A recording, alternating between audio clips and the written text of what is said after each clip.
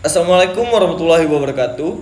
Perkenalkan, nama saya Cika Lasa Pratama dengan NIM D1D025104 dari Prodi Kehutanan Fakultas Pertanian. Video ini dibuat untuk memenuhi tugas akhir semester pada mata kuliah biologi.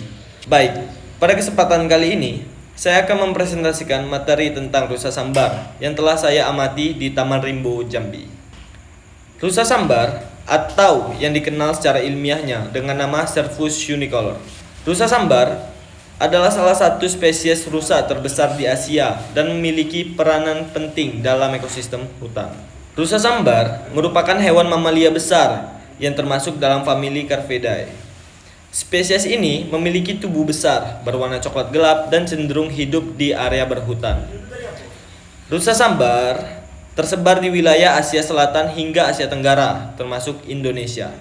Mereka adalah hewan yang pemalu, cenderung menghindari manusia, dan lebih aktif pada malam hari atau pada waktu senja dan subuh. Keberadaan mereka sangat penting karena mereka berperan dalam menjaga keseimbangan ekosistem, terutama sebagai pemakan tumbuhan dan sebagai mangsa para predator besar.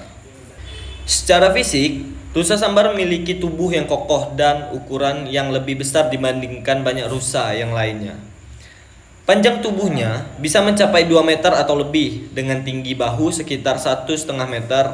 Jantan memiliki tanduk panjang bercabang 3 yang dapat mencapai panjang sekitar 1 meter.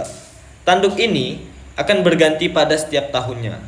Bulu rusa sambar cenderung tebal, kasar, dan berwarna coklat gelap sampai kehitaman. Pada jantan, terdapat surai atau rambut lebat di bagian leher yang semakin terlihat saat musim kawin. Kaki mereka panjang dan kuat, memungkinkan mereka bergerak cepat di hutan lebat dan daerah berbukit. Dalam klasifikasi ilmiahnya, rusa sambar masuk ke dalam kingdom Animalia, phylum Chordata, kelas Mammalia, order Artiodactyla, famili Carpidae, genus rusa, dan spesies rusa unicolor. Klasifikasi ini menunjukkan bahwa rusa sambar adalah mamalia berkuku genap yang masih berkerabat dengan rusa-rusa lainnya seperti rusa timor dan rusa totol. Habitat utama rusa sambar adalah hutan tropis, hutan pegunungan, semak belukar, dan area hutan yang dekat dengan sumber air seperti sungai dan rawa. Mereka membutuhkan vegetasi rapat untuk bersembunyi dan mencari makan. Secara global, rusa sambar dapat ditemukan di India, Sri Lanka, Nepal, Myanmar, Thailand, Kamboja, Laos, Vietnam, Malaysia, hingga Filipina.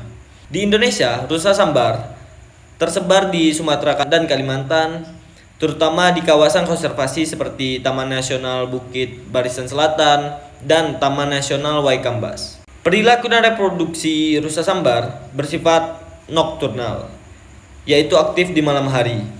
Mereka cenderung hidup solider, khususnya jantan dewasa yang biasanya hidup sendiri. Kelompok rusa sambar umumnya terdiri dari induk, betina, dan anak-anaknya.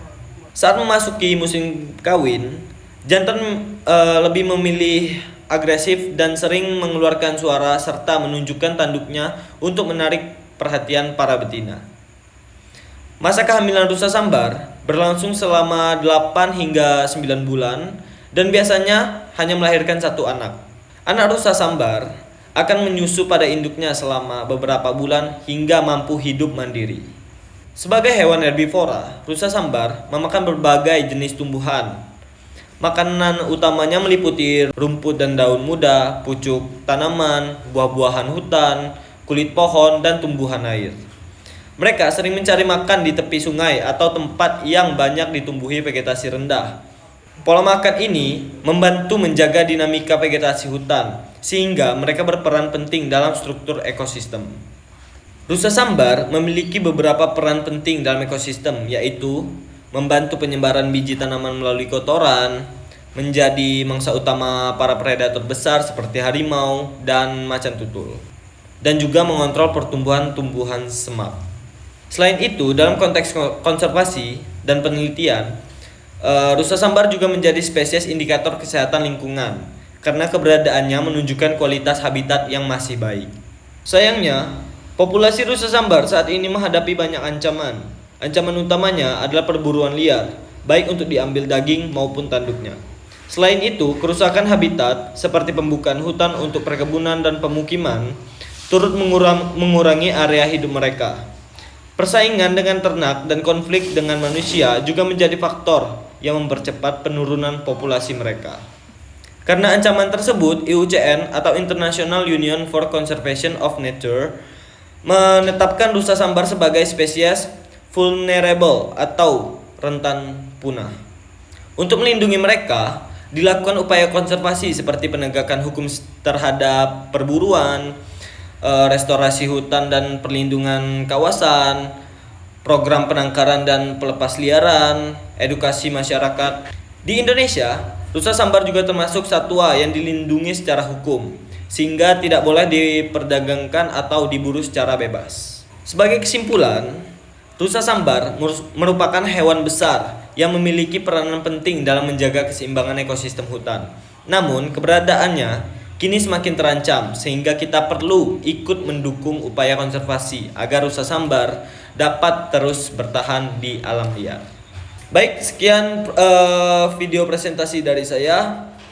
Saya akhiri, wassalamualaikum warahmatullahi wabarakatuh.